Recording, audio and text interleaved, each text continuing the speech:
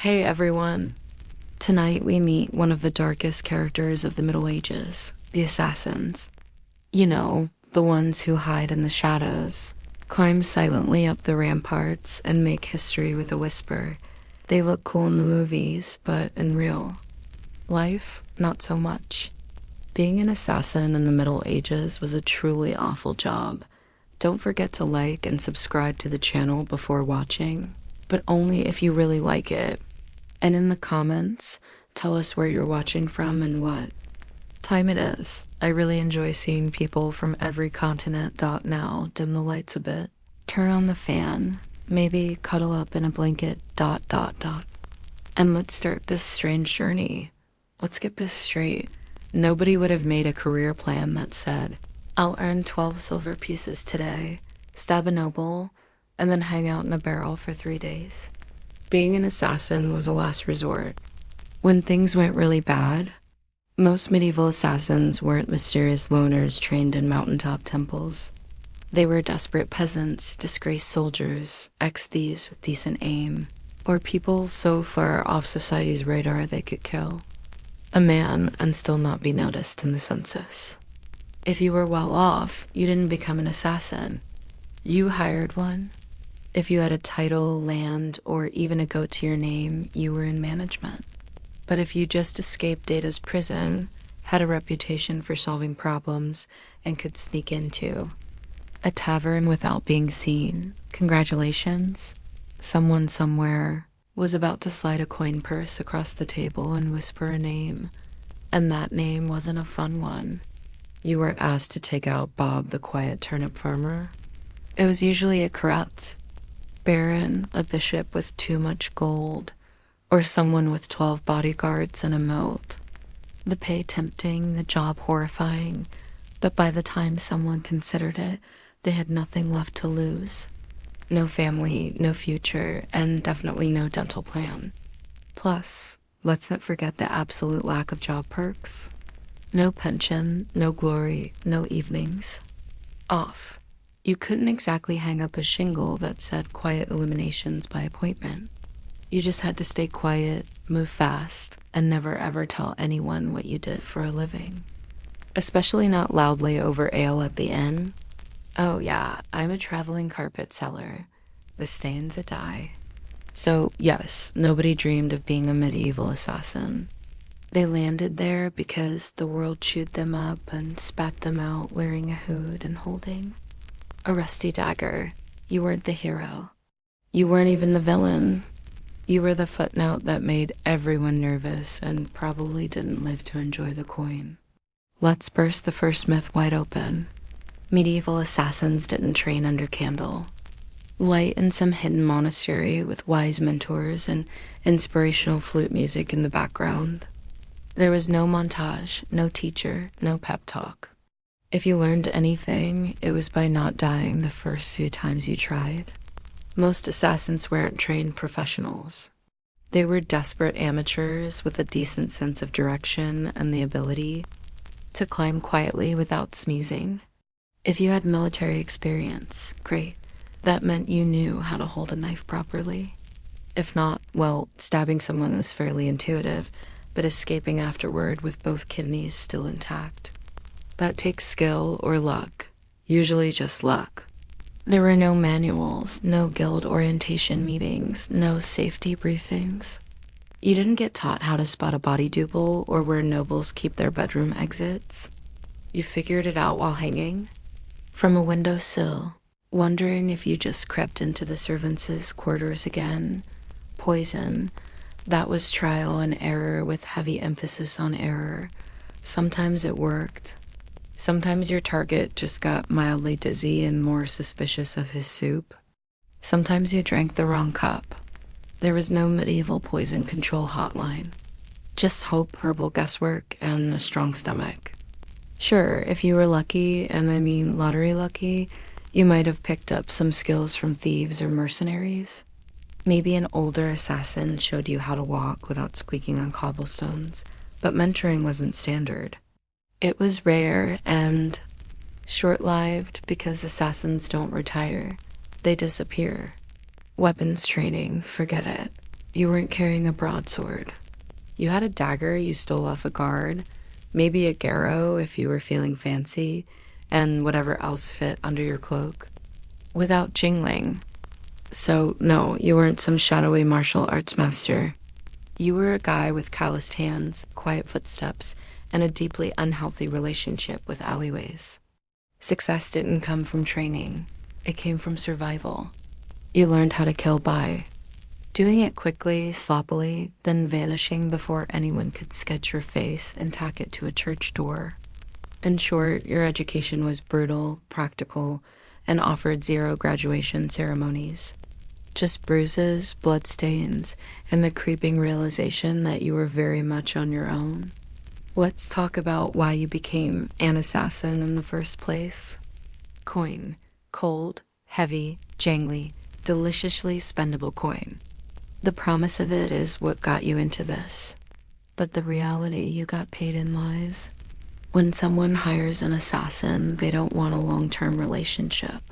They want a one-time service, no paperwork, and ideally no witnesses, including you. They offer you a pouch of silver, half now, half when the job is done. That's if they're feeling generous, but here's the thing. When the job is done as code, for after we verify you didn't mess it up or make us look bad or leave a trail that leads back to us or survive long enough to tell anyone about it, so you do the job. You sneak through shadows, risk your life, maybe kill a baron in his sleep. Not pretty, not poetic. And when you return, yes, about that payment, the client fled terribly sorry. Or worse, they try to kill you. A knife to the gut is cheaper than a bonus. And even when you do get paid, it's never quite enough. Not for the risk, not for the blood, not for the 3 days you spent hiding in a haystack with fleas and moral regret. You get a handful of coins, a curt nod, and a reminder. You were never here. Also, fun fact, some contracts were fake. Political traps. You'd be told to assassinate someone dangerous, only to find out it was a decoy with guards waiting. Congratulations. You just walked into a sting operation with your name already carved on the gallows. And even when the deal was real, you couldn't exactly go to court and file a complaint. Your Honor, I'd like to sue Lord Edmund for breach of assassin contract. The only court you'd see was the one where you were the exhibit. So you learned to take what you could, demand payment up front, and trust absolutely no one. Not even the greasy little scribe who swore this job would change your life. It did, mostly by shortening it. Being an assassin meant living unbroken, promises and vanishing before they broke you. So you've taken the job. You've been lied to about the pay. You're probably going to die. Now, let's talk here. Forget the fantasy novels and sneaky video games. There were no retractable wrist blades, smoke bombs, enchanted daggers, or crossbows that folded neatly into your boot. Your toolkit consisted of whatever you could steal, sharpen, or hide beneath a tattered cloak without clanking. If you were lucky, and I mean found a gold coin in a dead man's shoe, lucky you had a good dagger. Not ornate, not curved like a dragon's tooth. Just sharp, hopefully rust-free, and ideally one that didn't smell like the last guy you stabbed with it. Poison. It existed. Sure, but it wasn't as glamorous as a slow drip into a wine goblet. Most medieval poisons were unpredictable, made from plants, minerals, or toad guts. Some worked instantly. Some took hours. Some made your victim vomit for 2 days and then recover, angrier and now very suspicious of stew. Ropes occasionally useful. You could strangle, climb, or tie something up with one. But you'd better know how to use it fast, because nothing kills the mood like trying to wrestle someone while muttering, "Wait, which knot goes under again?" Bows. Effective, yes, if you had one, knew how to shoot it, and weren't trying to smuggle it through a palace disguised as a flower arranger. Most assassinations were up close and personal. No time for elegant marksmanship, just quick, quiet, and hopefully not messy enough to slip in. And you didn't get backups. If your blade bent, broke, or fell down a well, time to improvise. Slate roof tile, maybe. Rusty nail, worth a shot. Shoe buckle with intent. Desperate times. You carried your tools hidden in hems, boots, or inside. Hollowed out bread if needed. And you kept them close not for safety, but because in this line of work, your weapon was your best friend, your boss, and your only retirement plan. There were no upgrades, no tinkering with gear between missions. You didn't polish your kit. You prayed it didn't betray you mid-strike, because in the end, it wasn't the weapon that did the killing dot, it was you alone. Poorly equipped and expected to perform miracles with a spoon and a prayer. Assassins weren't hired to take out random drunks in back alleys. No one paid you to stab Jeff, the sleepy candle maker. Your targets were important. Nobles, bishops, military officers, sometimes even royalty. And those people, they were very hard to kill. First, there were the guards. Not one or two dozens, armed, armored, and well-fed. Some guarded the front, some the back. Asterisk. Some just stood there looking intimidating, daring you to blink wrong. You'd spend days memorizing patrol patterns, door creaks, and exactly how many stairs it took before the night with asthma needed a breather. Second, there were walls, castles. Didn't have front porches. They had datus, murder holes, and mows full of things that bite. If you didn't fall into the water, you still had to worry about arrow slits and boiling oil. Yes, boiling oil. Your job description included may get flammed for peeking. Third, there were the servants and staff, the cooks, scribes, and stable boys. One wrong look from you, and they'd be whispering to the guard captain faster than you could. Say, I'm just the herbalist. Assassins weren't just fighting swords, they were fighting gossip. And medieval gossip travels at light speed if it means someone gets to keep their head. And finally, your actual target, paranoid. Rightfully so. These people were surrounded by backstabbers, relatives with claims to their titles, and 36 people pretending to like them. They didn't eat without a tester. They didn't sleep without 3 locks on the door. Some even slept in decoy beds or rotated rooms like a deadly version of musical chairs. And don't get excited if you hear they're attending a feast. Yes, they'll be drunk, but so will you. And you'll still have to get past the royal guards. 3 dogs, a very alert jester, and 50 witnesses holding tankers. Even getting close to your target could take weeks. Posing as a servant, bribing a chambermaid, hiding in barrels. And when the moment finally came, you had one shot. One precise, perfect, non-squeaky, non-bloody ghost vanish in the night moment. Or you'd become the next public deterrent swinging from the castle gate with a sign that read, "Nice try." Let's be honest. When you picture a medieval assassin, you probably imagine sleek black robes, leather braces, maybe a mysterious hood, billowing in the moonlight. Reality, you looked like a sick goat herder with something to hide. Disguises in the Middle Ages weren't exactly high fashion. You didn't have custom-tailored cloaks or retractable armor. You had whatever you could scavenge. Peasant rags, a monk's robe 2 sizes too big, or the remains of a guard uniform that definitely still smelled like its previous owner. The goal was to blend in, but blending in meant looking like everyone else who hadn't bathed in 2 weeks, limped from old injuries, and had a nervous twitch from malnutrition. You didn't look suspicious because of your cloak. You looked suspicious because you kept adjusting. Your belt to hide a dagger wrapped in cheesecloth. And forget masks, there were no Guy Fawkes options.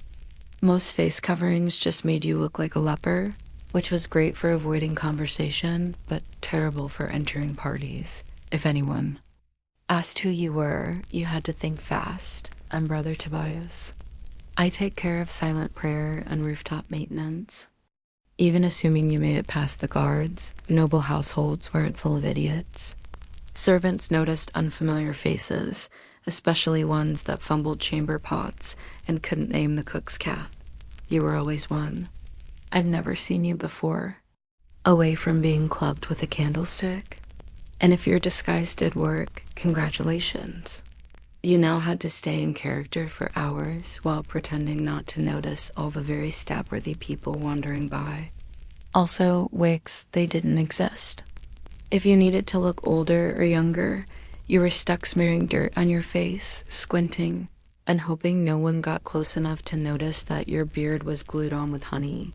The truth was, your disguise didn't protect you. It gave you maybe 5 minutes of confusion. After that, you had to be gone, invisible, or very, very convincing.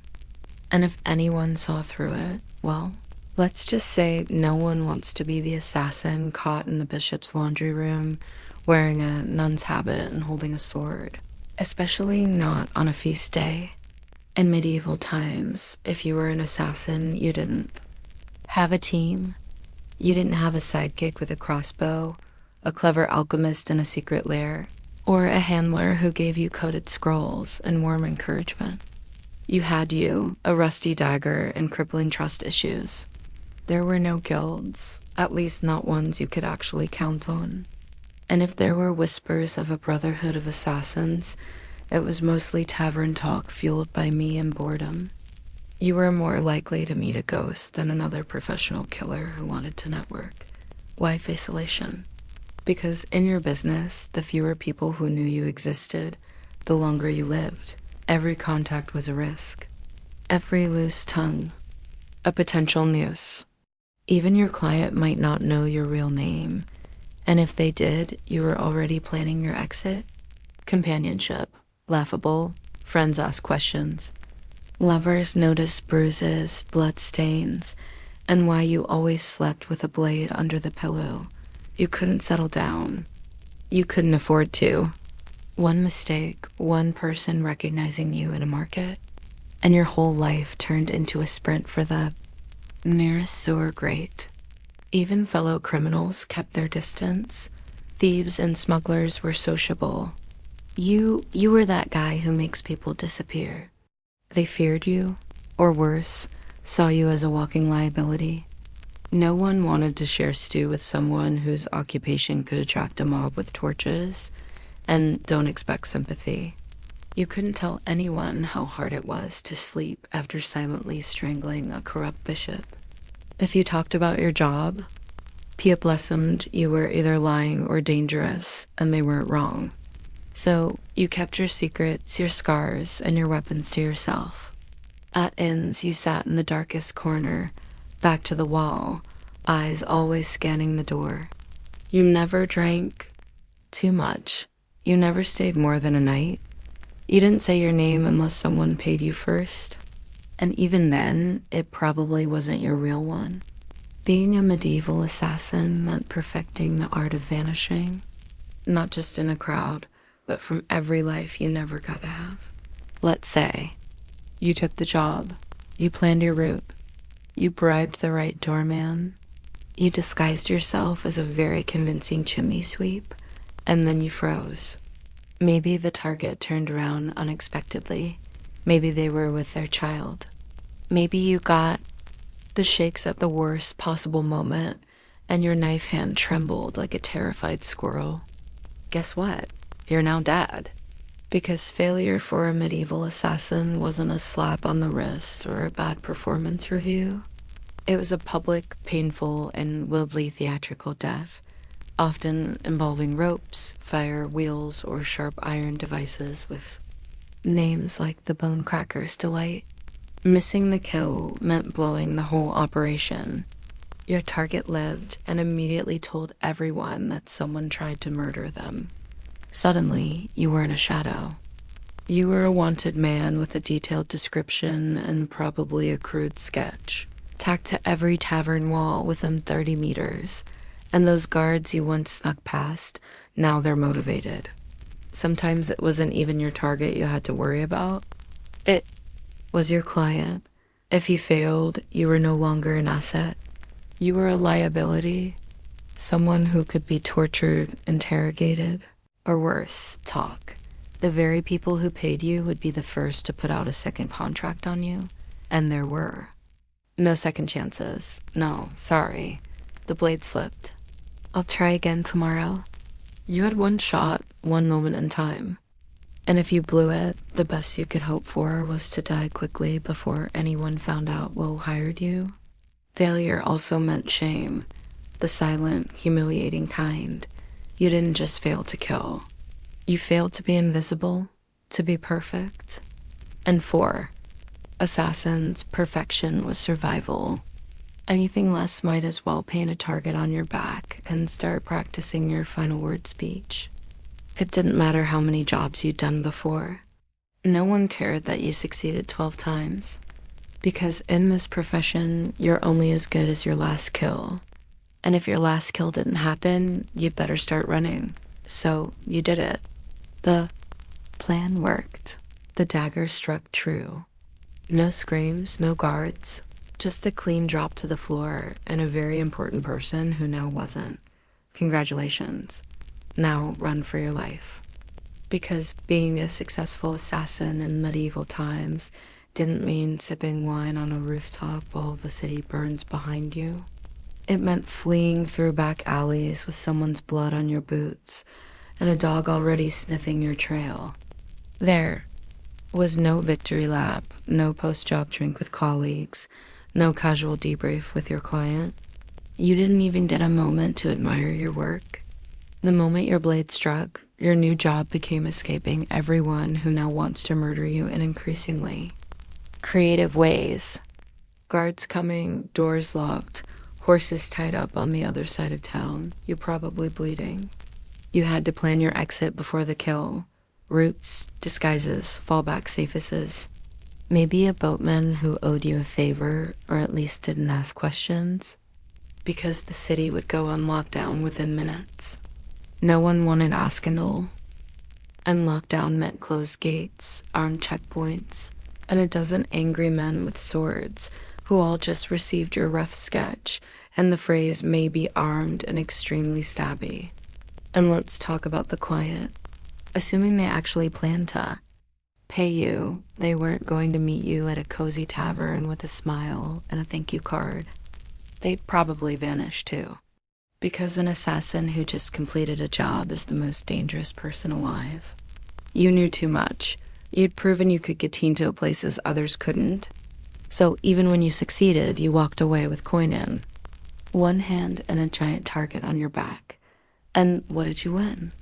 A week of sleeping in hofs, bribing ferry captains, shaving your beard in the dark, and pretending your name was Brother Lucian as you tried to blend in with monks heading east.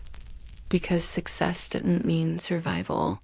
It meant starting the whole game over in a new city under a new name, with even more people looking for you this time.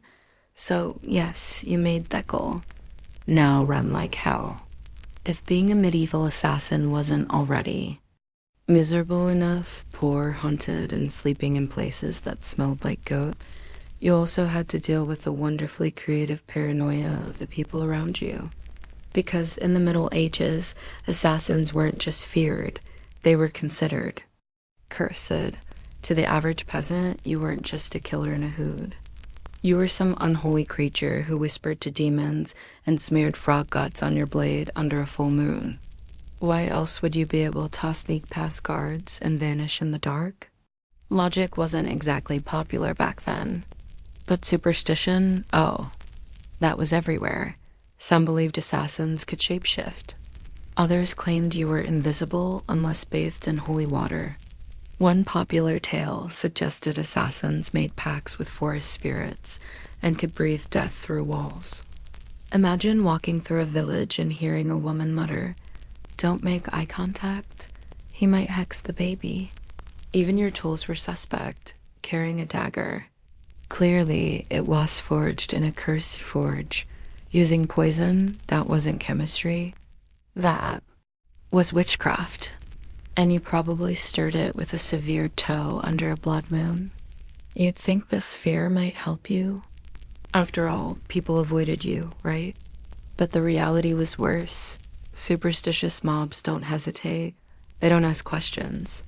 They throw stones, set fires, and shout things like, Burn him before he calls lightning. Your reputation made people overreact. The second someone died unexpectedly, illness, accident, choking on a chicken bone, someone would whisper, maybe it was a shadow man, maybe it was him. You could be hunted just for existing in the same village as a suspicious death. That meant you had to keep moving, always. Stay too long, and suddenly a priest is ringing a bell while 5 angry. Farmers hold pitchforks like they've been waiting for this moment their entire lives.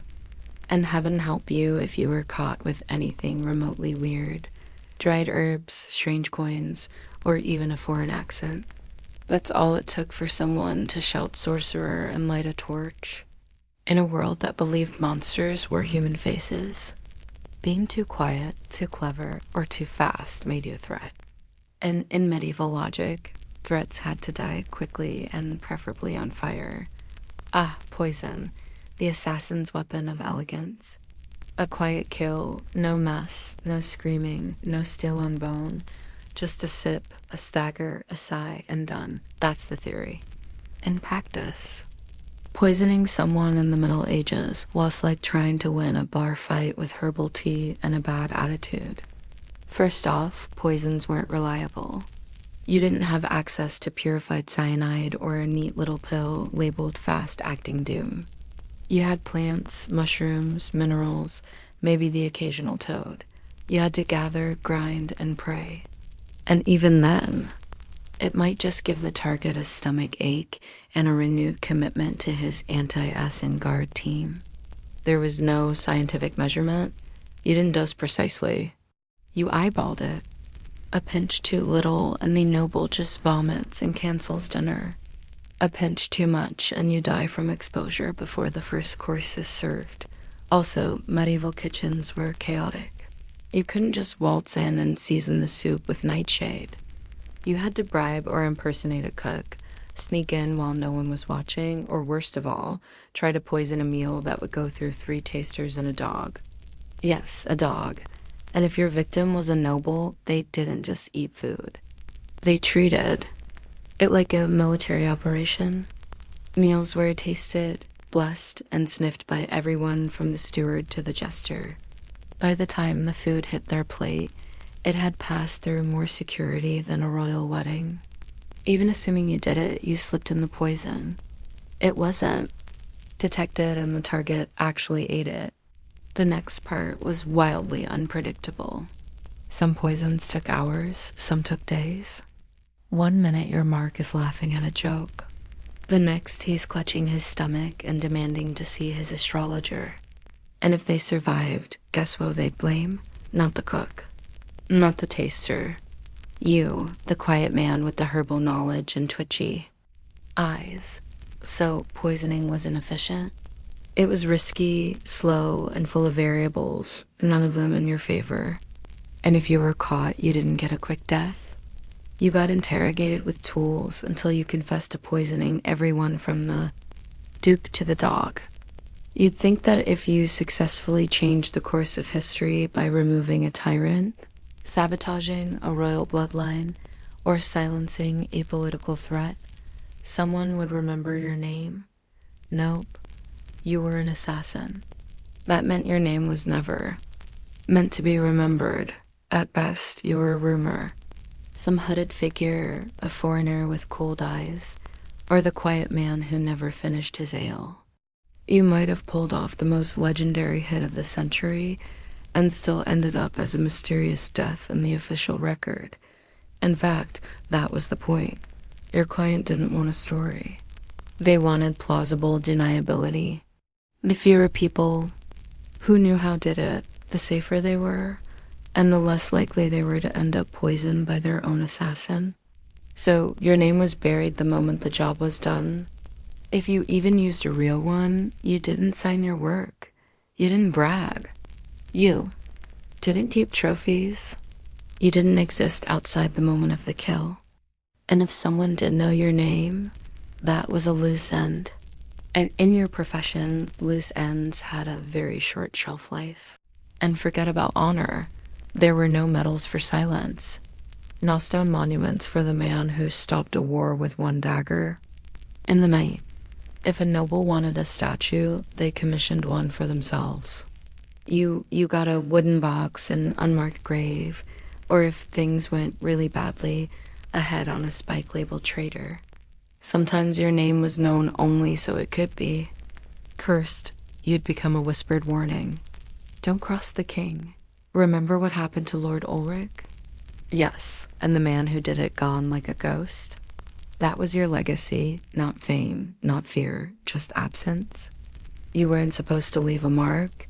You were supposed to vanish. And if you stuck around long enough to be known, that was a fatal mistake. Because in the medieval world, heroes got remembered. Assassins got erased, so you survived. You got the job done. You even managed to get paid, a miracle in itself. Now all you have to do is lay low, keep your head down, and trust that your client will honor the deal and protect your identity. Right, wrong. Because in the world of medieval assassination, there was one rule even more sacred than don't get caught. Never trust anyone, especially the person paying you. Your client, be they a noble, a merchant, or a bishop with ambition and very loose morals, didn't hire you out of respect. They hired you because they needed something awful done, and you were the sharpest tool in the shadows.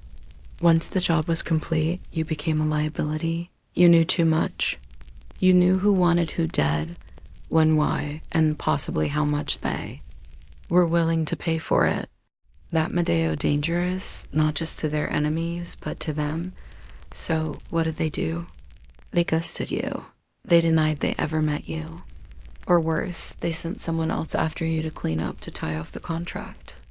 Was something sharper than ink? There were even cases where clients double booked, hiring one assassin to do the job and another to kill the first one immediately after. No refunds, just reduced risk. And if you dared try to blackmail a client, threaten to expose them, that was bold. And also your final mistake. Because powerful people in the Middle Ages didn't negotiate with assassins. They crushed them. If your client had a shred of honor, a rare species indeed, you might get paid and left alone. But even then, you'd still have to assume they were watching you from a distance with someone already sharpening steel and memorizing your walk. You were the secret that couldn't talk, the shadow that couldn't stay. Even success wasn't enough to earn trust. Because in their eyes, if you killed once, you could kill again. And no one, not even the person who hired you, wanted to be next. Let's say somehow you beat the odds. You survived the kills, the lies, the poisonings, the betrayals. You outlived your enemies, your employers, and probably your own sense of morality. Now what? You retire. Absolutely not. Because in medieval times, assassins didn't get retirement plans. There were no farewell banquets, no quiet cottages by the sea, no pensions paid in gold coins and grateful whispers. You didn't fade into a peaceful life. You vanished or you died, often both. The problem was simple. You were never safe. Even if you walked away from the job, your past didn't. You had too many secrets in your head, too many names in your memory, and too much blood on your hands. People didn't want you retired. They wanted you forgotten, which usually meant buried. And even if no one came after you, and that's a big if, you had to live with a constant fear that someone might. That a new assassin, young and eager to prove himself, had just received a contract for a shadowy figure who used to be someone dangerous. So you changed your name again. You moved to a village where no one asked questions. You faked a limp, sold herbs, pretended you once worked as a guard. But even then, you didn't sleep well. You avoided crowds. You always sat facing the door. You kept your dagger under the floorboard next to the pouch of coins. You never touched because it still smelled like the man you earned it from. And you couldn't trust yourself either. Years of silent killings and quick escapes did something to your brain. Every knock on the door made you flinch. Every stranger on the road might recognize you. You stopped dreaming because dreaming was dangerous. You couldn't love. You couldn't relax. You couldn't laugh too loud. You lived like a ghost pretending to be a man. The truth was, there was no endgame for a medieval assassin. Just a slow, cold fade into obscurity. Always moving, always watching.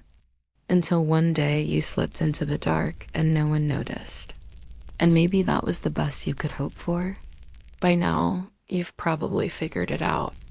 Being a medieval assassin wasn't darkly romantic. It wasn't noble. It wasn't even all that profitable. It was a grim, thankless, short-lived career wrapped in blood-stained linen and followed by a crowd of people who wanted you dead. You wouldn't last not a week, maybe not even a day, because you'd start with the wrong assumptions. That you'd be sleek in control, a whisper in the dark. But what you'd really be is cold, hungry, and one bad guess away from the noose. You'd slip into town, cloak pulled tight, ready for action, only to discover that your target moved locations. The guards are drunk but trigger happy, and the stable boy you paid for information just sold you out for a mug of ale and a piece of bread. You'd freeze at the wrong time, stab the wrong guy, get spotted by someone's maid who once saw your face near the chapel door, and suddenly you're not a shadow, you're the problem. Then let you run. But you're not used to medieval terrain. The mud, the uneven cobblestones, the absolutely insane number of loose chickens in the street. You slip, fall, get tackled by a guard named Thomas who just got dumped and is looking for an outlet. And let's say you survive that, then you deal with the aftermath. No allies, no honor, and no future.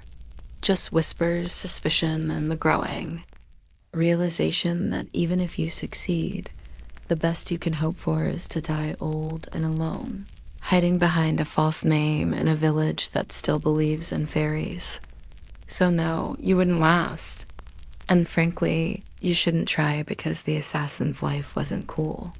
It was a cruel machine that chewed people up and spat out nothing but shadows. It offered power without peace and purpose, without a place in the world. You didn't make history. You erased yourself from it. And the only thing waiting for you at the end was silence. A silence no one would question because no one even remembered you were there in the first place. Before she was the feared queen of Macedonia, Olympus was known as Myrtale, a Maloian princess from the rugged tribal lands of Epirus. Her people claimed descent from Achilles himself. And whether or not the blood of heroes truly ran in her veins, one thing was certain. This was not a woman born for the sidelines of history. From a young age, Myrtle was steeped in mystery and ritual. Her upbringing was shaped not just by politics, but by prophecy, ecstatic rites, and a reverence for the ancient gods. She wasn't the type of princess who smiled and embroidered tapestries. No, she was drawn to serpents, omens, and the frenzied ceremonies of the cult of Diana's, where women danced barefoot in the moonlight and called upon the divine in states of trance. Her connection to the gods wasn't performative. It was personal. She didn't merely worship, she embodied. According to ancient sources, likely written by men both terrified and enthralled, she kept sacred snakes in her chambers and even allowed them to coil beside her in bed. Whether this was a literal fact or the kind of slander that powerful women attract like flies, we'll never know, but it stuck. To her allies, it made her divine. To her enemies, it made her dangerous. Her real power began not in a battlefield or throne room, but in the uneasy flicker of torchlight among the whispers of priestesses and the curling bodies of serpents. She wasn't just a princess. She was a living oracle, a woman to be something. Older than politics and colder than steel. So when Philip II of Macedon, brutal, brilliant, and famously horny, arrived at the island of Samothrace for a religious initiation, he didn't just meet a beautiful princess. he met a mystery he couldn't resist. Their marriage wasn't just a political alliance. It was a collision of prophecy and power, and from the very beginning it was full of omens. Some said lightning struck the sky on their wedding night. Others claimed Olympias dreamed of a thunderbolt entering her womb. All of it would become legend, but one thing is certain. The union of Olympias and Philip didn't just create a child. It created Alexander the Great, and she intended to shape his destiny from the very first breath. Olympia's marriage to Philip II was not the fairy tale one might expect for a queen who would one day birth an empire. From the beginning, it was a combustible mix of prophecy, pride, and paranoia. Philip, ruthless, charismatic, and already collecting wives like trophies, married Olympias around 357 BCE. She was likely just a teenager, but she wasn't naive. She saw in Philip a man whose ambition matched her own, and perhaps even a divine match for her spiritual destiny. Macedon wasn't exactly an easy kingdom to walk into. It was a land of iron and ambition where kings were killed by cousins and brothers, turned into rivals overnight. But Olympias, the priestess of Papyrus, walked in with her head held high and eyes already on the crown. Their marriage was rocky from the start. Philip, for all his political genius, was not built for monogamy. He would go on to marry multiple women, often for alliances, always for power. But Olympias wasn't one to sit quietly in the shadows. She held her own court, maintained her own alliances, and was known to turn to oracles and rites to divine her future, and perhaps Philip's fate. Then came the birth of Alexander. Even that was wrapped in celestial drama. Legends say Olympus dreamed that a thunderbolt struck her womb and that flames danced around her child without burning him. Philip reportedly had a vision of sealing his wife's womb with a lion. Yes, a literal lion. Whether they believed these visions or invented them, they certainly acted as if Alexander was destined to rule not just a kingdom, but the world. Even as the child was celebrated, cracks in the royal marriage deepened. Olympus resented Philip's other wives, especially his Macedonian bride, Cleopatra Eurydice, whom he married later in life. This was more than a domestic issue. It was a threat. Cleopatra was Macedonian-born, and any son she bore would be purer in the eyes of the local nobility. A direct threat to Alexander's future. Olympia saw it clearly. The palace wasn't just a home, it was a battlefield, and she would use every snake, dream, ritual, and whisper. She had to make sure her son wasn't just remembered, but crowned. She was no longer Myrtle. She was Olympus now, and no one would take her son's throne without facing Hereth. By the time Alexander was a teenager, the Macedonian palace in Pella had become a war zone of veiled insults, political maneuvering, and bitter rivalries. Olympus wasn't just fighting for influence, she was fighting for survival. She knew that. The court was filled with snakes, but she was the one who taught them how to bite. Philip II had begun to distance himself from her. He was campaigning more, drinking more, and perhaps worst of all, listening more to his Macedonian advisors. The final blow came when he married a young noblewoman named Cleopatra Eurydice, not to be confused with the Cleopatra of Egypt. This Cleopatra was Macedonian-born, and her uncle Attalus was one of Philip's top generals. To Olympias, it wasn't just betrayal. It was a declaration of war. The marriage ceremony was a disaster. At the feast, Attalus drunkenly mocked Olympus and Alexander, calling into question the legitimacy of Alexander's birth. Was he really Philip's son, or was he the child of a god, as Olympus liked to claim? It was meant as an insult, but Olympia seized the myth. Let them whisper. Let them believe her son was touched by Zeus. It made him untouchable. Alexander stormed out of the feast. Olympia left Macedon entirely, retreating to Ypres. But her exile was not defeat, it was strategy. In her homeland, she was still royalty. She could gather support, whisper in ears, and watch as Philip's palace began to rot from within. She didn't need to be physically present to be dangerous. Then came the shock wave. Philip was assassinated at his daughter's wedding just as he was about to invade Persia. Just as he was on the verge of crowning himself not just king of Macedon, but potential emperor of the known world. The question that echoed through every marble corridor and torchlit hall was the same. Who did it? Was it Porcianus, the jilted bodyguard who carried out the act? Was it the result of court intrigue? Was it Alexander himself? Or whisper it softly, was it Olympus? No one could prove it. No one dared, but many believed it. After all, within days, Cleopatra Eurydice and her newborn child were dead, murdered, some say, by Olympus herself. The serpent had returned to the palace, and now nothing stood between her son and the throne. With Philip dead and Macedon in mourning. Or confusion, Olympias made her move. While others scrambled to understand the chaos, she acted swiftly, brutally, decisively. First, Cleopatra Eurydice, the young Macedonian queen and rival wife, was eliminated. According to chilling accounts, Olympus didn't just have her killed. She made her death symbolic, public, humiliating. Some say Cleopatra was forced to hang herself after watching her infant daughter be murdered. Others claim Olympus had the child thrown onto a funeral pea.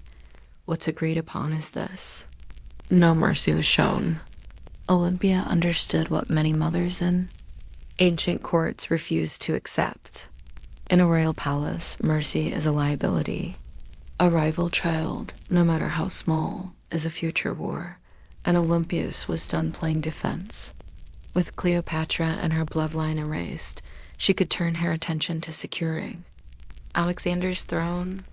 Her teenage son, bold, brilliant, already trained by Aristotle, was declared king without serious opposition. But don't be fooled. It wasn't just his charisma or his father's legacy that made it possible. It was Olympus. She knew which generals to threaten, which nobles to flatter, and which enemies to quietly remove. She wasn't just protecting her son's rise, she was engineering it. Alexander himself didn't always approve. He reportedly disapproved of the violence against Cleopatra's family. But he also didn't stop it because deep down he knew what Olympias had always known. Power demands blood. And in Macedon, bloodlines were both a blessing and a curse. With her son now king, Olympias began to recede slightly from public life. But this was no retirement. She simply shifted from open strikes to whispered influence. As Alexander prepared to launch his conquest of Persia, she remained behind, not as a passive queen mother, but as the spiritual guardian of his destiny. She sent him sacred relics, consulted oracles, and performed rituals on his behalf to Olympus. Her son's mission wasn't just military, it was divine. Alexander wasn't going to war. He was fulfilling prophecy. And as long as she drew breath, no rival, Macedonian, Persian, or otherwise, would derail that divine plan. She had crowned her son. She had cleansed the palace, now she would guard his empire. From behind the curtain with teeth bared, as Alexander marched east to conquer the known world, Olympus remained behind in Macedon. A queen without a throne, but not without power. Her official title was Queen Mother. But make no mistake, she ruled in all but name. Though regency was technically handed to Antipater, one of Alexander's trusted generals, Olympus refused to be. Sidelined, she wrote letters to her son, constantly advising, warning, sometimes chastising him. These weren't the sweet letters of a doting mother. They were political briefings laced with oracle sand venom. And Alexander, thousands of miles away, read every word. She reminded him who his true enemies were.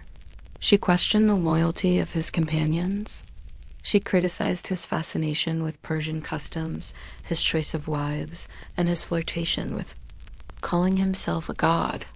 No one else dared say these things to him, but Olympias was never afraid to speak as a mother or a priestess of divine will. Back in Macedon, Antiparta grew increasingly resentful. Olympia undermined him at every turn. She used her status, her religious authority, and her family ties to stir opposition against him. She had influence in Epirus, in Thessaly, and among the aristocracy. She could spread rumors like wildfire, and with Olympus, a whisper could be deadlier than a sword. Meanwhile, her letters to Alexander became more urgent. She warned him of Antipat's ambition, painting him as a second Philip, ready to betray and usurp. Whether she truly believed it or simply feared losing her grip, she kept pressing her son to act. Alexander, however, hesitated. He needed Antipater to keep order in Greece while he fought in Asia, and so the rift between mother and general widened. Olympia watched. She waited, but beneath her religious robes and maternal concern, she was growing impatient. She hadn't endured years of palace warfare to be ruled over by an old soldier. As Alexander's empire stretched from the Iron to India, Olympia saw cracks forming. He was taking on too much, trusting too many foreign advisors, and drifting away from the mother and the gods that made him. She believed his victories came from divine favor and from her. And if he forgot that, well, Olympus knew how to remind kings who they really were, even if that king was her own son. When news of Alexander's death in Babylon reached Macedon in 323 BCE, it didn't arrive like a trumpet. It arrived like a dagger. For Olympus, it wasn't just the loss of a son. It was the collapse of a world she had spent decades building. Her boy, the divine storm she had prophesied, raised, unleashed, was gone. And he'd left behind no clear heir, no single successor, only chaos. The mighty empire he carved out was already fracturing. Generals, his so-called successors, were already dividing it up like jackals around a corpse. Antiparta still held power in Macedon and Greece, and he had no love for Olympus. Worse, her daughter Cleopatra, Alexander's sister, was being courted by rival generals for marriage, each one hoping to use her bloodline as a claim to the throne. Olympia saw what was coming. Civil war wasn't a possibility. It was inevitable. And once again, she would have to act. But she no longer had Alexander. What she had instead was his bloodline. His young son, Alexander IV, born to Roxana, the Bactrian princess Alexander had married. Roxana, still in Macedon, was vulnerable. The boy was even more so.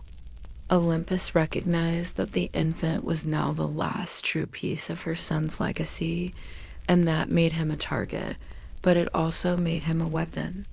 She allied herself with Roxana and the boy, determined to protect the man and use the child's birthright to stake her own claim in the political battlefield. But the tide was turning.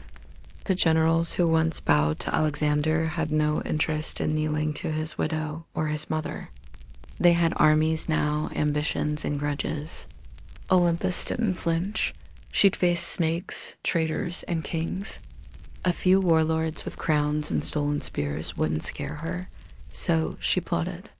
She waited. She watched as Antiparta died and was replaced by his son, Cassander, a man with ice in his veins and no tolerance for the old queen's games. It was only a matter of time before these two forces collided. The serpent mother of Alexander and the cold-eyed user who wanted her buried.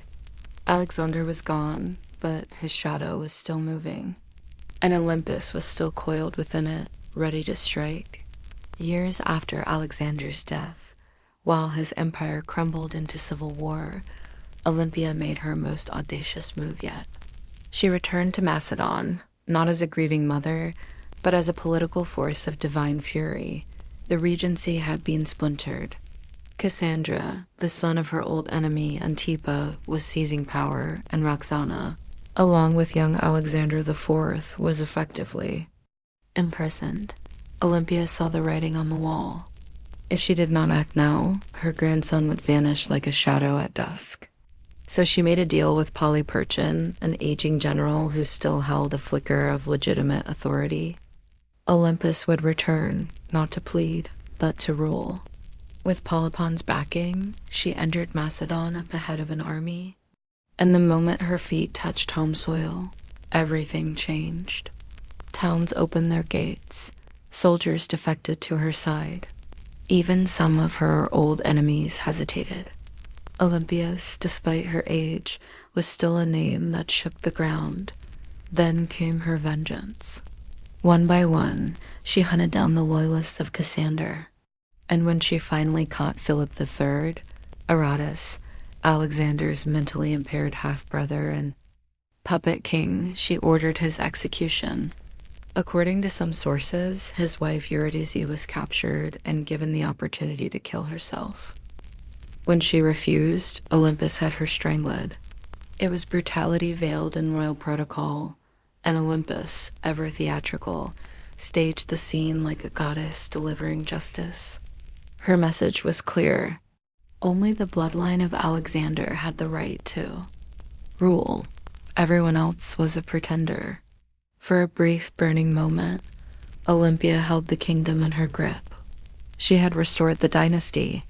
She had avenged betrayals. She had reminded Macedon what royal power looked like when wielded by a woman with nothing left to lose.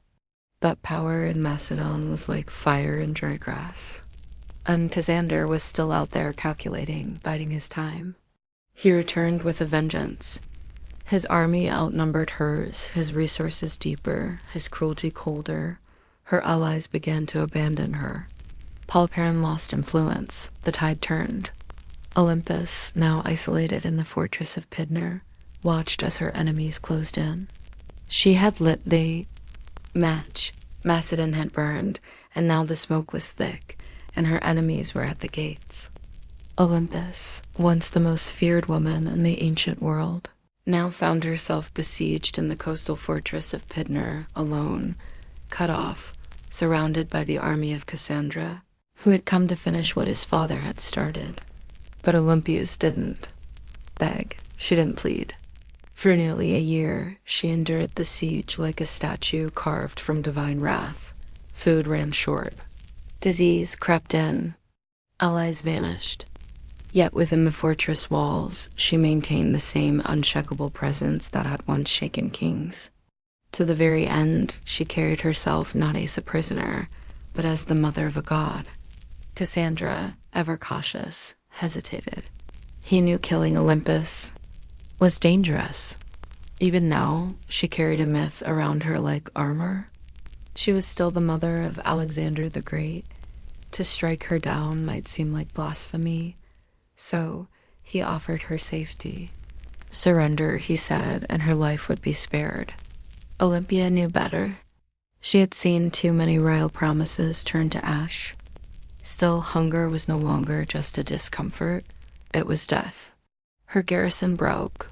Her followers surrendered. And Olympias, unbending until the very end, was finally handed over to her enemies. Cassandra didn't kill her himself. That would have been too simple and too merciful.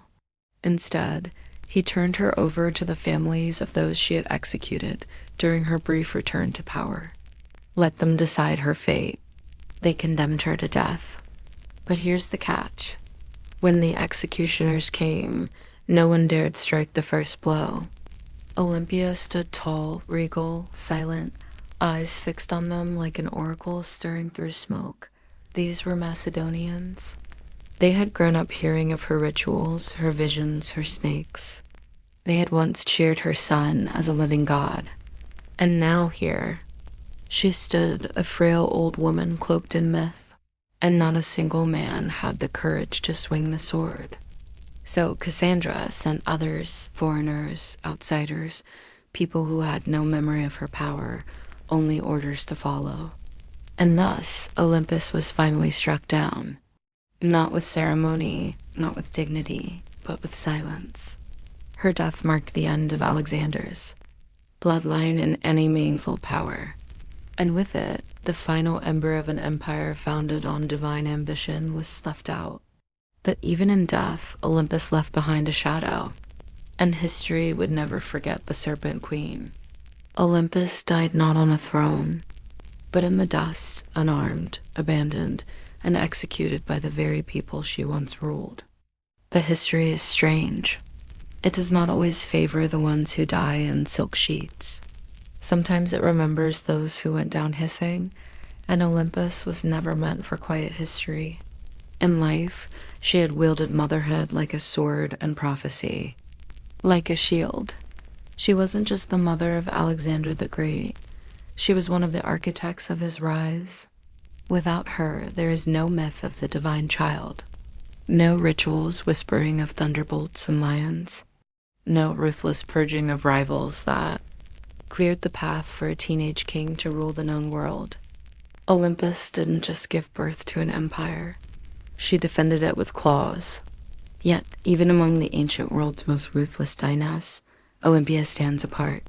She didn't command armies in the field like Cleopatra or ride into battle like Boudicca. Her battlefield was subtler and colder. It was a world of poison goblets, political marriages, priestesses, and oracles. She understood the power of fear, and even more importantly, she understood the power of belief. She made people believe her son was divine, and she may have believed it herself. Her enemies branded her a murderer, a witch, a manipulator, and they weren't wrong. Olympia was all those things and more. She was the product of a brutal world that respected cunning far more than kindness. And she learned early that mercy was a luxury queens couldn't afford. In the centuries that followed, she was both vilified and mythologized. Some called her a villain, others a visionary.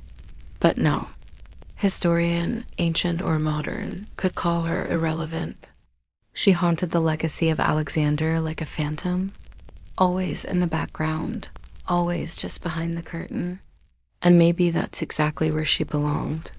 Not as a tragic mother or a footnote in a king's story, but as a story unto herself. The woman who wrapped herself in prophecy, slept beside snakes, and outlived gods.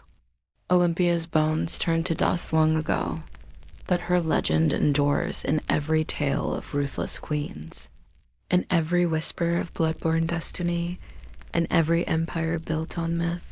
She is still there, coiled in the dark, waiting. On the sun-bleached island of Crete, just a few miles south of the modern city of Heracleion, lies a ruin that feels more like a dream than a real place. Stone corridors snake in all directions. Rooms twist and double back. Staircases lead nowhere. It's easy to lose your sense of direction even today. This place is Knossos, the heart of Minoan civilization, and the supposed inspiration for one of the most enduring myths in human history, the labyrinth of the Minotaur. But before there was a legend, there was a palace unlike any other. Built around 1900 BCE and expanded over centuries, Knos wasn't just a royal residence, it was an entire city under one roof, covering nearly 150,000 square feet. It featured over 1,000 rooms, light wells, storage magazines, shrines, workshops, and what may have been the first flushing toilets in history. It had running water, multi-story apartments, and an intricate system of air circulation. This wasn't a primitive fortress. It was an architectural masterpiece. To modern archaeologists, Knos looks like organized chaos. To ancient visitors, it probably felt like magic. The man who brought Knos into modern awareness was British archaeologist Arthur Evans. In the early 1900s, Evans excavated the site and quickly became convinced that this was the origin of the Greek labyrinth myth. The layout was disorienting, the architecture deeply symbolic, and everywhere he turned, he found motifs of bulls painted on walls, carved into stone, or sculpted into tiny golden charms. The bull, after all, was sacred to the Minoans. Evans even went so far as to name the civilization after the mythic King Minos, Whether Minos was real or not, his legend became inseparable from the ruins. But here's the twist. No one's found a literal labyrinth. No underground maze, no prison chambers, no Halfman monster. What we have instead is something far more mysterious. A city designed in loops, wings, and layers, deliberately difficult to navigate. And the deeper you go, the more the lines between history and mythology blur.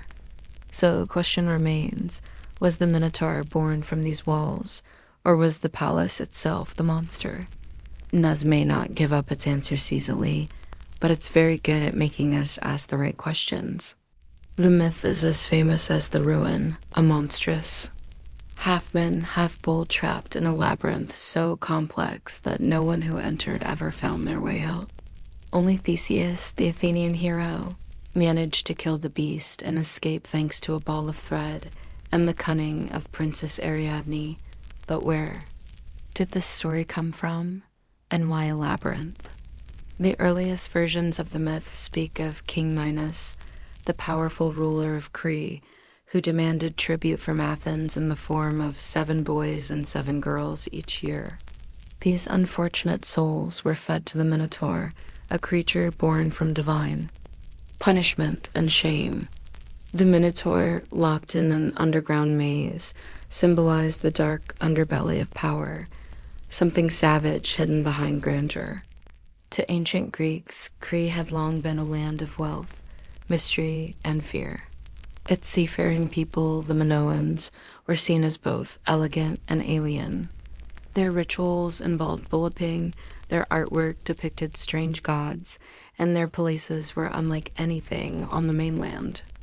To a visiting Greek from 1000 BCE, Nuz might have felt like another world. The bull itself was sacred in Minoan culture. Frescoes show young men and women vaulting over charging bulls in ritual displays. Horns of consecration, stylized bull horns, appear on rooftops and altars. Combine this with a palace that feels like a maze, and the ingredients for a legend begin to stir. But what if the Minotaur wasn't just a monster? What if it was a metaphor? Some scholars believe the tower reflects a memory of Cretan dominance over the Ion, a time when Athens truly did pay tribute to a stronger, stranger power. The labyrinth could symbolize the political entrapment of weaker states, and the Minotaur, the raw, terrifying force behind Minoan rule. Others argue it's more psychological. The labyrinth as the unconscious mind, the Minotaur as our hidden urges and Theseus. The hero walking bravely into the darkness, guided only by the thread of memory. Still, the myth remains tangled with Nuz. The palace is the closest thing we've ever found to a real labyrinth. No monster, no Ariadne, but perhaps something deeper. Not just a myth echoing through history, but a history that was asking to become myth.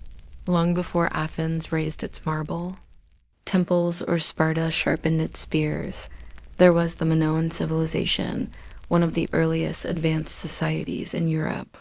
They ruled not through conquest, but through trade, art, and what seems like an almost supernatural command of architecture. At the heart of their power stood Knossos, a palace that wasn't just a seat of royalty. It was a hub of culture, ritual, and economy. The Minoans flourished from around 2600 to 400 BCE. Based on Crete, they developed a sprawling trade network that reached Egypt, Mesopotamia, the Levant, and even the distant shores of Spain. Their ships cut through the Mediterranean like silent arrows, finging pottery, saffron, bronze, and luxury goods. They didn't build vast armies. They built relationships, and that more than we bonds made them rich. What's most striking about Minoan culture is how different it was from their later Greek successors. Their artwork celebrated nature, animals, and flowing human movement, not war or divine punishment. Frescoes show dancers, dolphins, and athletes vaulting over bulls. Even their goddesses are different. Powerful, bare-breasted figures often holding Snakes, symbols of fertility, transformation, or protection. At the center of it all was Konos, not a fortress on a hill, but a complex in a fertile valley. It had no massive defensive walls, suggesting the Minoans either felt secure on their island or projected enough power to make defense unnecessary. Their confidence was architectural. Multi-story buildings, colonnaded courtyards, and advanced. Plumbing systems hinted at a society far ahead of its time. And yet, for all their sophistication, the Minoans left behind no deciphered written records. Their primary script, Linear A, remains unreadable to this day. We don't know what they called themselves. We don't know what their kings believed, what prayers they spoke, or what truly happened behind the walls of Nuz. All we have are their ruins, their art, and their influence, absorbed later by the Mycenaeans and echoed in Greek myths. The Minoans were not just builders of palaces. They were architects of mystery, and Nuz wasn't merely a building. It was the beating heart of a civilization that shimmered for a moment like sunlight on the Aegean and then vanished. But some say their echo still wanders the maze. To walk through Gnosis, to walk through time, layered, confusing, beautiful time. It's not just the scale that overwhelms you, it's the design. Rooms lead to rooms. Corridors split and vanish. Light wells cut through the heart of the building. Stairs spiral into shadows or emerge suddenly into sunlit courtyards. Nothing moves in a straight line. It's not hard to see why ancient visitors might have whispered labyrinth. Kossos wasn't just a palace. It was a living organism, spanning an estimated 150,000 square ft. The complex contained over 1,000 chambers, some tiny, some grand. These weren't randomly placed rooms. They were purpose-built workshops, storage spaces, shrines, apartments, and throne rooms, all arranged around a large central courtyard that may have hosted public ceremonies or bulling rituals. The palace was built on multiple levels, up to 4 or 5 stories tall in places, using natural slopes and artificial terraces. To navigate it without getting lost, you'd need memory, instinct, or a thread like Theseus. And yet, this aberrant chaos hides a remarkable intelligence. The Minoans mastered passive ventilation, cooling rooms through air shafts and open stairwells. They funneled rainwater through clay pipes and had toilets that flushed long before Rome made it fashionable. One of the most iconic areas is the so-called throne room, named for the alabaster chair built into the wall flanked by benches. Around it are fresco of griffins, mythical guardians. Was this the seat of a priest-king, a goddess's chamber, a sacred court? No one knows for certain, and the walls, they speak in color. Vibrant frescoes show dolphins swimming above bathtubs. Women in elegant flounced skirts with bare chests. Youths leaping bulls mid-air. The art wasn't just decoration. It was identity. Fluid, natural, deeply connected to earth and sea. Still, the deeper you go, the more Nuz begins to disorient. Some parts seem intentionally complex, like they were designed to confuse. Maybe that's the root of the labyrinth legend. Not a prison for monsters, but a palace that felt alive. A building that invited awe, ritual, and just a touch of fear. No locked doors, no mythical beasts. Just a place built to make you question where you were and what was waiting around the next corner. Nuz wasn't just an administrative center or a royal residence. It was a place of worship, an architectural expression of the Minoan soul, steeped in ritual, myth, and divine mystery. Unlike later Greek temples, there are no towering columns to Zeus or marble shrines to Athena. Instead, the spiritual world of Conosus is more subtle, woven into the fabric of the building itself. Shrines hide in corners. Pillars rise like sacred sentinels. Horns stylized, carved, symbolic, appear on rooftops and altars. Everywhere you look, the bull motif dominates, suggesting a powerful connection between worship, the natural world, and this revered animal. The Minoans didn't seem to fear the bull. They celebrated it. The famous bull leaping fresco in Naz isn't just athletic art, it may depict a religious rite. Young men and women vaulting over a charging bull, locked in a dance of danger and grace. It wasn't sport. It was sacred theater, possibly an offering to the gods, or a symbolic triumph over chaos. Then there are the snake goddesses discovered in storerooms beneath the palace. The snake goddess figurines are among the most iconic. Minoan artifacts, bare-breasted, arms raised, with serpents coiled in their hands or around their bodies. These figures radiate power. They are not submissive idols. They're guardians of the household, fertility, and perhaps life itself. To the Minoans, snakes symbolized renewal, rebirth, and mystery, creatures of both earth and underworld. The rooms where these objects were found hint at household shrines or ritual spaces, quiet, sacred corners hidden among the palace's bustling heart. Combined with the fresco, the horns, the altars, and the labyrinthine corridors, the entire complex begins to feel like a ritual. Machine, a structure built not just for living, but for connecting with the divine. There is no centralized temple at Naz because the palace itself was a temple. Its layout, art, and design were all part of a spiritual worldview where boundaries between sacred and secular didn't exist. This was a place where myth was architecture, where a corridor could become a passage to the gods, and where every echo in the stone chambers may have once been a whispered prayer. Naz didn't just house people, it housed gods.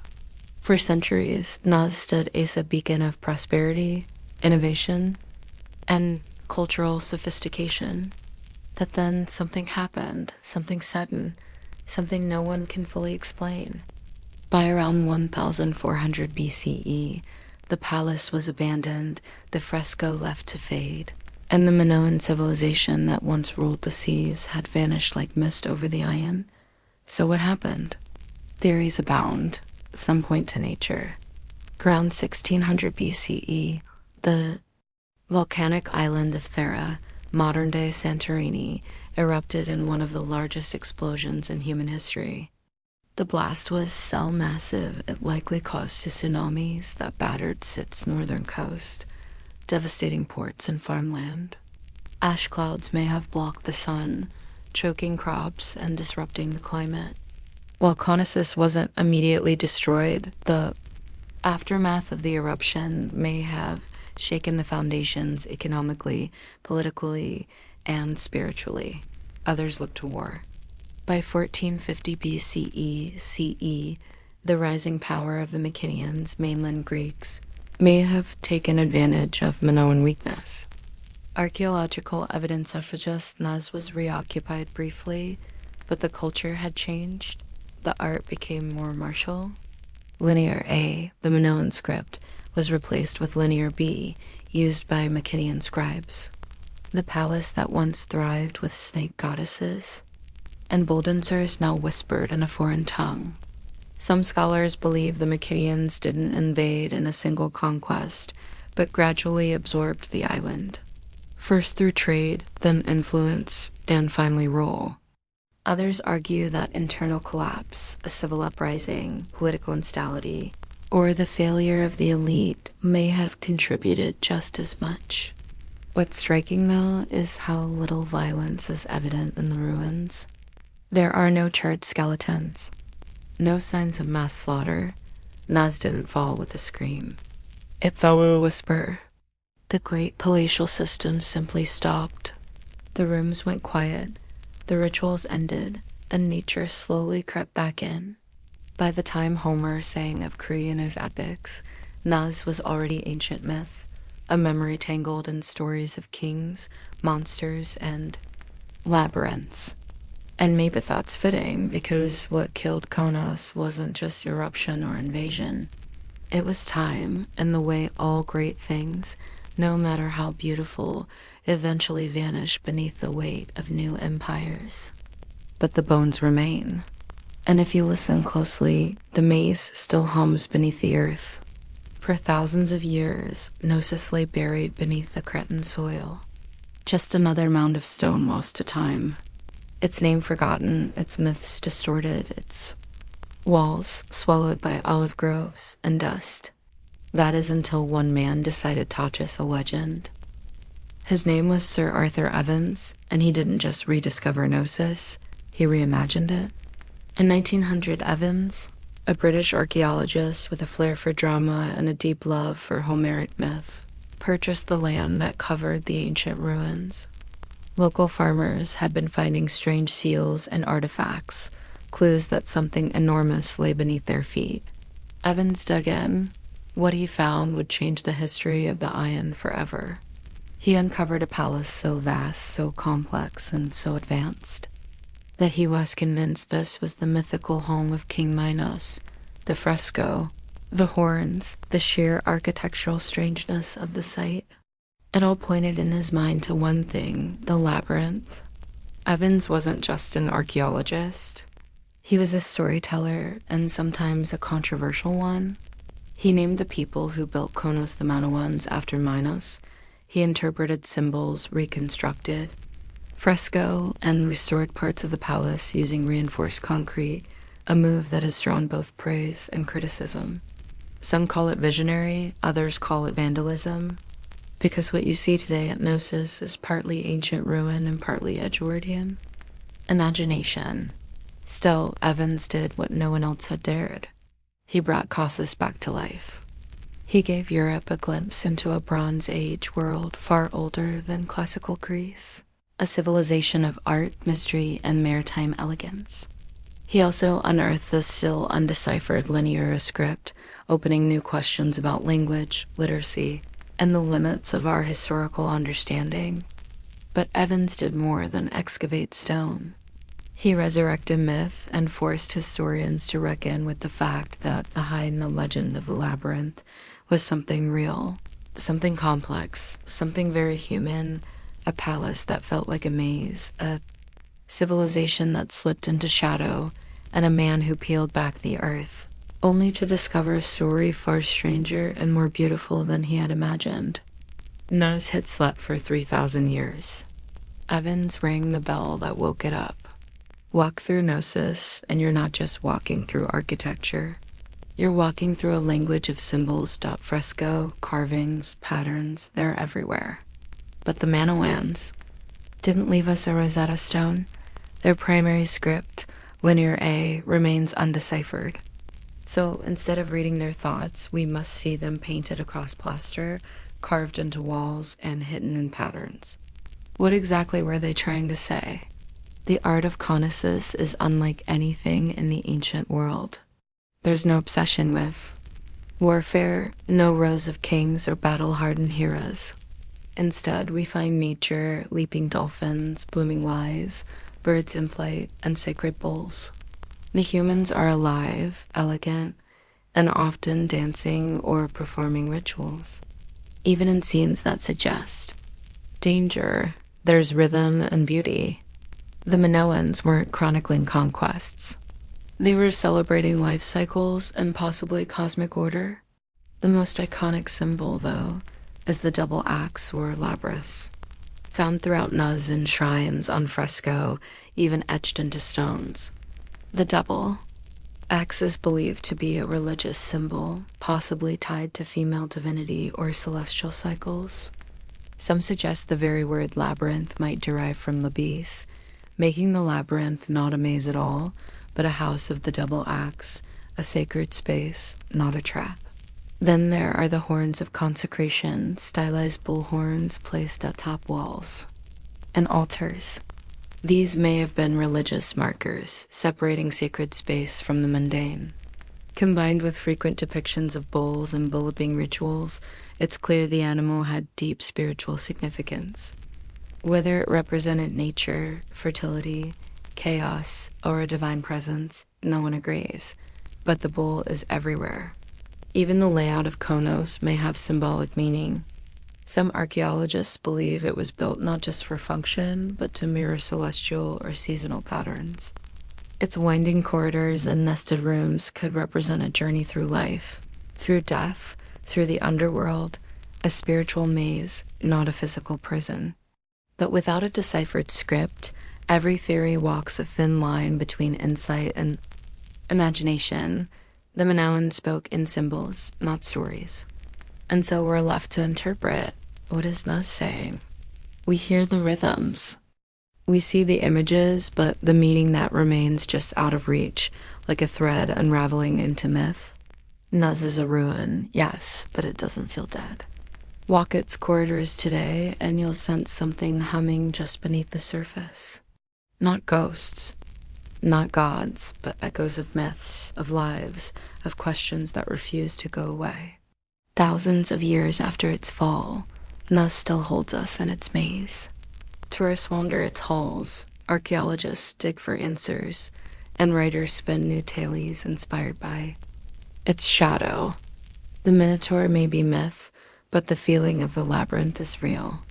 We don't know who ruled Nuz. We don't know the names of its kings, queens, or priests. We don't know the prayers they whispered or the laws they lived by. But we know they loved beauty. We know they worshiped nature. We know they understood balance between architecture and art, between ritual and reality. And we know they were the first. Before the Parthenon, before Rome, before the Hebrew temples, or the Persian palaces, there was Gnosis, a palace that was also a city that was also a temple that may have also been a story. Because perhaps that's what the labyrinth really is. Not a prison, not a puzzle, but a narrative carved in stone, a myth in architectural form. The legend of the Minotaur didn't arise from nothing. It came from this place, from the confusion of its corridors, the reverence of its bull, rituals, and the inspired generations who tried to make sense of it. The Greeks turned it into a story. We turned it into archaeology, but at its core, Nuz has always been both. Today, we can walk its ruins in broad daylight. We can take photos, draw maps, and even reconstruct its fresco. But the mystery hasn't vanished. The line between fact and legend still shimmers like heat over stone. Maybe that's why Gnosis endures, because it doesn't give us all the answers. It reminds us that Semetamash's story isn't meant to be solved. It's meant to be felt. And Nuz, ancient, tangled, half-remembered, isn't just a place on a map. It's a question. One that leads us deeper with every step. And like Theseus, we're all still following the thread. Ancient engineers knew exactly what they were doing. The earliest rams were handheld. Teams of soldiers simply lifted a tree trunk and smashed it against enemy defenses like frenzied lumberjacks. But over time, the battering ram evolved. Engineers realized that mounting the ram inside a wheeled frame, often with a roof to protect, the crew from arrows and boiling oil turned it from a tool into a weapon of terror. The Assyrians, masters of siege warfare, turned rams into psychological weapons. Their siege towers combined rams with archer platforms, meaning a city's gates were being destroyed while defenders were under constant fire. Relief carvings from Nineveh show rams with pointed iron tips rolling up to the gates of rebellious cities like slow-moving gods of destruction. And it wasn't just the front door they were smashing. Rams were often used to breach weak points in walls, batter down watchtowers, or collapse gates entirely. Their presence meant one thing: surrender or watch your defenses crumble like stale bread. The Greeks refined them. The Romans perfected them. Roman engineers built massive rams called ares, Latin for ram, suspended with chains or ropes inside enormous siege shelters. Some were so big they needed dozens of men to operate, and the rhythm of their swinging beam was said to sound like thunder rolling across stone. And yet, for all their brute force, battering rams required serious teamwork. Operators had to keep the ram swinging in sync while also defending it from burning missiles, stones, and all manner of foul substances hurled from above. A stalled ram was a dead ram. Still, when a battering ram got going, really going, it was unstoppable. Wooden muscle versus human masonry. It was ancient physics, weaponized, and it was only the beginning of how engineers would make walls weep. If the battering ram was the brute, the catapult was the tactician. Where rams smashed close up, catapults attacked from a distance, launching not just stones, but psychological dread. They were the first real artillery pieces in military history, and they revolutionized siege warfare by weaponizing physics in ways that felt almost magical to the enemy. The earliest catapults emerged from the Greek world around the 4th century BCE, a product of brilliant minds who wanted to add range and momentum to warfare. Dionysius I of Syracuse, a tyrant with a taste for cutting-edge violence, commissioned the first torsion-powered catapults, devices that used twisted bundles of sinew or hair as tension springs. These weren't slingshots for giants. They were precise instruments of siege terror. The genius lay in their mechanics. Engineers figured out that by twisting ropes tightly, often made from animal sinew, they could store enormous amounts of potential energy. When released, this force could hurl stones, javelins, or even flaming projectiles hundreds of meters. The two main types evolved quickly. The ballista, which launched massive bolts like a giant crossbow, and the stone-throwing catapult, which lobbed boulders over walls or directly at fortifications. Then came the Roman engineers who never met a Greek idea they couldn't improve.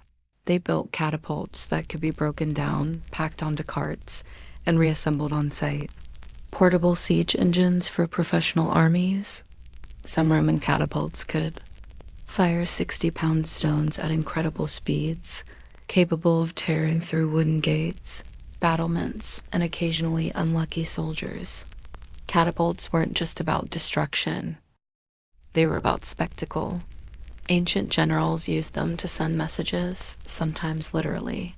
Corpses were launched over walls to spread disease and fear. Severed heads were lobbed into besieged cities to shatter morale. In one chilling case, diseased bodies were fired into enemy territory as an early form of biological warfare, but catapults had their flaws. They were heavy, required skilled crews, and could be rendered useless by bad terrain. Still, when set up properly, they could batter a city into submission from a safe distance. And for the first time in history, cities realized they're thick. Stone walls didn't just need to withstand a ram. They had to survive the skies, because now destruction came flying. If the catapult was clever, the trebuchet was majestic, towering, creaking, and terrifying. It was the undisputed king of medieval siege warfare. When one appeared on the battlefield, it wasn't just a weapon. It was a statement. It said, "Your walls mean nothing." Unlike its tension-powered cousins, the trebuchet relied on gravity. At its core was a simple principle, a long swinging arm, mounted on a sturdy frame with a heavy counter on one end and a sling on the other. Raise the weight, let it drop, and the arm would whip around, flinging the sling and its deadly payload in a high arc over enemy defenses. It was controlled. Destruction, precise, predictable, and devastating. The origin of the trebuchet can be traced back to early traction models used by the Chinese, as early as the 4th century BCE, where manpower replaced counterweights. But the counterweight trebuchet, the version that would rewrite siege warfare, in Europe and the Islamic world, emerged in the 12th century, possibly through Byzantine or Muslim intermediaries. Once Europe got its hands on the design, it spread like wildfire through castles and crusades. The power was astonishing. A well-built trebuchet could launch 300-pound projectiles over 300 meters. Stones the size of furniture would crash into towers, pulverize walls, or crater enemy morale. But the real magic was in the arc. Unlike catapults, trebuchets could hurl projectiles over walls with finesse. This meant they weren't just smashing defenses. They were hitting courtyards, barracks, and supply depots inside. And it wasn't just stones. Trebuchets hurled everything. Diseased animals, burning pitch, pots of lime to blind defenders, even messages or insults wrapped around rocks. One legendary account from the siege of Stirling Castle in Scotland tells of Werewolf, a trebuchet, so massive that the enemy surrendered before it was even fired. The king refused to accept the surrender just so he could test the machine. But for all its destructive glory, the trebuchet wasn't fast. It took hours to build, minutes to reload, and demanded skilled engineers. Still, no other siege weapon combined range, force, and psychological horror quite like it. It was the medieval version of a slow-motion hammer from the heavens. And when that counterweight dropped, cities held their breath, while catapults launched from afar and battering. Rams smashed the gates. Siege towers took a more personal approach. They rolled right up to the enemy's front door and dropped off armed invaders. Imagine a wooden skyscraper on wheels covered in wet hides to prevent fire, bristling with archers and spearmen. That was the siege tower, the ancient equivalent of an armored personnel carrier and a mobile fortress in one. And when one of these started rumbling toward your city walls, you knew that the real fight was about to begin. Siege towers weren't subtle. They were big, bold, and terrifyingly effective. When used properly, the Assyrians may have been among the first to deploy them in the 9th century BCE, but it was the Greeks, and especially the Hellenistic kingdoms, that took the design to theatrical extremes. During the siege of Rhodes in 305 BCE, the Macedonian General Demetrius built a 9-story tower called the Helpolis, or Taker of Cities. It was over 100 feet tall, equipped with catapults, covered in iron plates, and moved by thousands of soldiers. It also broke under its own weight, but the ambition unmatched. The logic behind siege towers was simple. Walls only work if you can't get over them. Siege towers eliminated that advantage by creating an elevated platform from which attackers could descend onto the battlements, bypassing gates and scaling ladders. From the top deck, archers could rain death down onto defenders, while troops on the lower levels prepared to board. But these towers weren't invincible. They were slow, vulnerable to mud, and prime targets for defenders with fire arrows, rolling boulders, or even sabotage terrain. Smart defenders would dig ditches, flood mows, or build secondary inner walls, known as counterscarp defenses, just to stop a tower's approach. Still, when they worked spectacularly. A breach in the wall was one thing, but having your own ramparts suddenly crowd with enemy soldiers, that was chaos. Siege towers transformed the battlefield from a horizontal contest of strength to a vertical race for survival. They made height an asset and a liability. And once the gangplank dropped from a siege tower to the city walls, there was no turning back. It was time for hand-to-hand hell. While rams smashed and trebuchets soared, some of the most devastating siege tactics happened silently underground.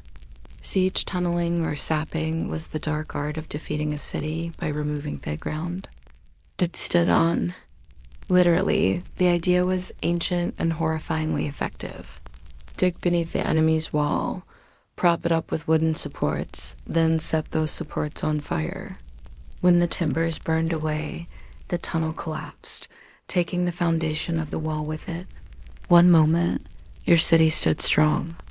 The next, a massive section of the outer wall crumbled like stale bread. This method didn't look glorious. There were no grand engines or thunderous launches, but tunneling was the slow, invisible actuator of fortress warfare. The Assyrians practiced early versions of it, but the technique reached full maturity with the Greeks, Persians, and later medieval European armies. During the siege of Plataea in 429 BCE, the Spartans attempted tunneling beneath the walls, only for the defenders to dig counter-tunnels and intercept them mid-dig, turning the soil into a knife-fight nightmare. This defensive tactic became known as countermining, and it added an eerie element to siege warfare. Imagine soldiers digging in pitch black, hundreds of feet beneath the earth, listening for the sound of enemy picks. The moment they heard tapping, they'd race to intercept, often resulting in violent, claustrophobic skirmishes fought by torchlight with knives and shovels. There is no glory in it, just terror, suffocation, and dirt. But when undermining worked, the results were catastrophic. One of the most infamous examples came in 1212 during the siege of Rochester Castle in England. King John's forces tunneled beneath the southern wall, packed the mine with pig fat, and set it ablaze. The supports collapsed, bringing down the entire tower above. The defenders were stunned and soon after surrendered. By the 13th century, siege engineers became specialists in identifying weak foundations, measuring the soil's behavior, and planning collapses with terrifying precision. They were geologists and demolitionists rolled into one, and though tunneling required time, labor, and a bit of madness, it proved one truth about siege warfare. If you couldn't go over the wall, and you couldn't go through it, you could always take it down from below. Not all the drama of siege warfare came from the attackers. For every ram built or tower rolled forward, defenders had their own deadly tricks, and sometimes those tricks were hot. Let's start with the most terrifying of them all, Greek fire. Developed by the Byzantine around the 7th century CE, fire was a mysterious napalm-like substance that could stick to ships, walls, and flesh, and kept burning Gevin on water. Sprayed from siphons or hurled in clay pots, it created scenes of pure chaos. To this day, no one knows exactly how it was made.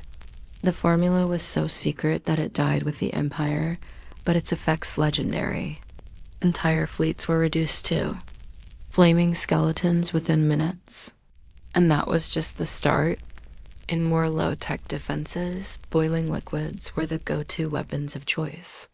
Boiling water, oil, or sand would be poured from murder holes. Those quaint openings in the ceilings of gateways or doors directly onto invaders below. Oil was especially feared. Unlike water, it clung to skin, soaking into clothes and armor before being set alight. Imagine climbing a siege ladder only to be greeted with fire you could never put out. Hot sand, though less dramatic, was vicious in its own right. It would slip into the gaps of armor, especially around the neck or wrists, causing second and third degree burns as it cooked the flesh beneath. It didn't look impressive from a distance, but it turned bold warriors into screaming wrecks in seconds. Defenders also relied on the good old laws of physics. Gravity became a weapon. Giant stones, logs, or even dead animals were dropped from parapets onto siege engines or dense formations of troops. The goal wasn't just to kill. It was to break the machines and morale at once, and then there were traps. Hidden pits, collapsing bridges, spiked barricades. Castles became puzzles of pain designed to slow, confuse, and punish. All of this served one purpose: delay. Every minute a wall held was a minute closer to enemy supply lines running thin, to disease spreading in camps, or to reinforcements arriving. Siege warfare was a game of attrition, and while the attackers had physics on their side, the defenders had creativity and a whole lot of boiling rage. In siege warfare, raw destruction was only half the goal. The other half was psychological domination, breaking the will of the defenders before the walls even came down. Siege weapons weren't just tools of war. They were massive, creaking, flaming symbols of doom. Every groaning wheel of a siege tower, every arcing boulder flung by a trebuchet was designed to plant one seed in the minds of those behind the walls. You are not safe. Ancient commanders knew this. The Assyrians paraded their siege engines openly, dragging them across deserts with grand fanfare. The Romans built their siege camps right in view of the enemy, letting defenders watch as battering. Rams were assembled and catapults tested. Siege was theater, and fear was part of the script. Sometimes the payloads themselves carried a message. Severed heads of messengers or generals would be launched over the walls, often still wearing their armor. At the siege of Constantinople, defenders were bombarded not only with rocks, but with bodies. Diseased corpses launched to spread panic and plague. During the Mongol siege of Kafur in 1346, it's believed that hurling plague infected corpses.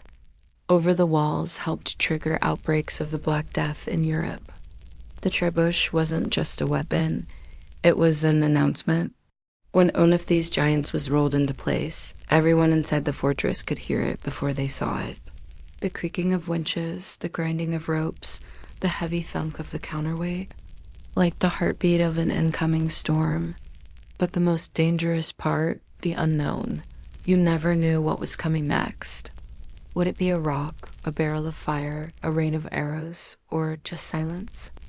Ominous, heavy silence as engineers adjusted their aim. Even the sounds became psychological weapons. The rhythmic thump of a battering ram or the sudden silence before a shot would drive defenders mad with anticipation. For commanders, the goal was to create despair, to convince the enemy that resistance was pointless, that their gods had abandoned them, that their walls were nothing but temporary obstacles in the path of fate. And when that mental dam finally cracked, the gates often opened without a fight, because in siege warfare, sometimes the mind collapsed before the masonry. As gunpowder thundered onto the battlefield in the late medieval era, the age of traditional siege engines came to a slow, splintering end, but their legacy didn't vanish. It evolved. The invention of cannons changed everything. A single well-placed shot from a cannon could do in seconds what a trebuchet took hours to achieve. Stone walls, once considered impenetrable, became liabilities. By the 15th century, the great castles of Europe were crumbling, not from undermining or fire, but from iron balls crashing through their parapets. Siege warfare had entered its next phase, explosive, brutal, and deafening. And yet the principles laid down by ancient siege engineers never disappeared. Modern artillery still owes a debt to the catapult and trebuchet. Every ballistic missile and long-range howitzer is just a high-tech descendant of the same question. How do you break what's meant to be unbreakable from a distance? Physics, trajectory, tension, and force, all discovered, tested, and perfected centuries before gunpowder ever entered the story. Even illiterate psiology today, shock and awe, overwhelming firepower, visible dominance has its roots in ancient siege tactics. Those towering siege engines rolling forward with flags snapping in the wind were the original shock and awe. They weren't just about breaching a wall. They were about breaking the spirit of a city. You can still see their legacy etched into the ruins of ancient cities. At Masada, where Roman siege ramps still scar the desert. At Constantinople, where layers of walls stood for 1,000 years against every machine imaginable, until cannon fire finally brought them down at castles across Europe, where round towers and angled bastions tell the story of a world constantly redesigning itself to survive the next siege.